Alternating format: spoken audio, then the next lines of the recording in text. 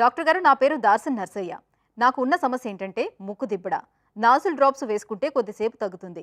డాక్టర్ని సంప్రదిస్తే ముక్కులో కండ పెరిగింది, ఆపరేషన్ చేయాలన్నారు. దీనికి మీ సలహా ఏంటో తెలియజేయండి అని అడుగుతున్నారు. ఈ ప్రశ్నకు డాక్టర్ గారి సమాధానం ఇప్పుడు తెలుసుకుందాం. నరసయ్య గారు, మీరు చెప్పిన దాన్ని బట్టి మీరు ఇన్ఫీరియర్ టర్బినేట్ హైపర్ట్రోఫీతో బాధపడుతున్నారండి. ఇన్ఫీరియర్ టర్బినేట్ హైపర్ట్రోఫీ అంటే బేసిక్గా ముక్కులో ఇన్ఫీరియర్ టర్బినేట్స్ ఉంటాయన్నమాట. అవి మనకి ఎలర్జీ ఉన్నా, స్ట్రెస్ ఉన్నా, ఎక్కువ ధూళికి వెళ్తున్నా ఈ టర్బినేట్స్ అనేవి ఎన్లార్జ్ కావడానికి అవకాశం ఎక్కువ ఉంటుందండి. ఈ టర్బినేట్ ఎన్లార్జ్ అయినప్పుడు మనకు ముక్కు దిబ్బడి ఉంటుంది అనమాట. మెయిన్గా జలుబు వచ్చినప్పుడు కూడా తొందరగా తగ్గదు. ఎండోస్కోపీలో డయాగ్నోజ్ చేశారు అంటున్నారు కాబట్టి ఇన్ఫీరియర్ టర్బినేట్స్ బాగా ఎన్లార్జ్ అయ్యి ఉండొచ్చండి. యూజువల్గా ఇన్ఫీరియర్ టర్బినేట్ ఎన్లార్జ్ అయినప్పుడు మనం డ్రాప్స్ వేస్తే టెంపరీగా ఒక హాఫ్ అన్ అవర్ 1 అవర్ తగ్గుతుంది, మళ్ళీ సైజు పెరుగుతుంది. దీన్ని రీబౌండ్ కంజెషన్ అంటాం అనమాట. ఇది ఎట్టి పరిస్థితుల్లోనూ మంచిది కాదండి. ఎందుకంటే ఈ రీబౌండ్ కంజెషన్ని మనం రైనైటిస్ మెడికమెంటోస్ అని అంటాం అన్నమాట.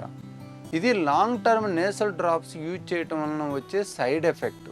ఇది ఎట్టి పరిస్థితుల్లోనూ మంచిది కాదు ఎక్కువ రోజులు డ్రాప్స్ వాడటం. ఇన్ఫీరియర్ టర్బినేట్ హైపర్ట్రోఫీ ఉంటే సర్జరీ అనేది చాలా సింపుల్ అండి. 100% రిజల్ట్ ఓరియంటెడ్.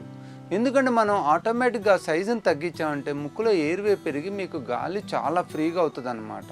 ఈ టర్బినేట్ హైపర్ట్రోఫీని మనం పూర్తి అనెస్థీషియా కూడా ఇవ్వనవసరంలా అక్కడ లోకల్లోనే ఆ టర్బినేట్ మీద మనం జైలకని విత్ ఎడ్డల్ని ఇచ్చి మీకు చిన్న ఆపరేషన్ ద్వారా మీ టర్బినేట్ సైజుని తగ్గియవచ్చు. దీన్ని ఇన్ఫీరియర్ టర్బినోప్లాస్టీ అంటాం అనమాట.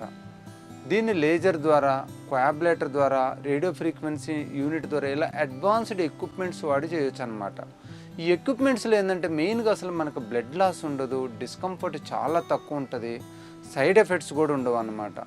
ఓల్డెన్ డేస్లో ఏంటంటే ఇన్ఫీరియర్ టర్బినెక్టమీ చేసేవాళ్ళు. ఇన్ఫీరియర్ టర్బినెక్టమీ చేస్తే ఒక్కోసారి ఎట్రోపిక్ రైనైటిస్ అనే వ్యాధి వచ్చే అవకాశం ఉంటుందన్నమాట. అలానే ఎంటీ నేసల్ సిండ్రోమ్ అనే వ్యాధి కూడా వచ్చే అవకాశం ఉంటుంది.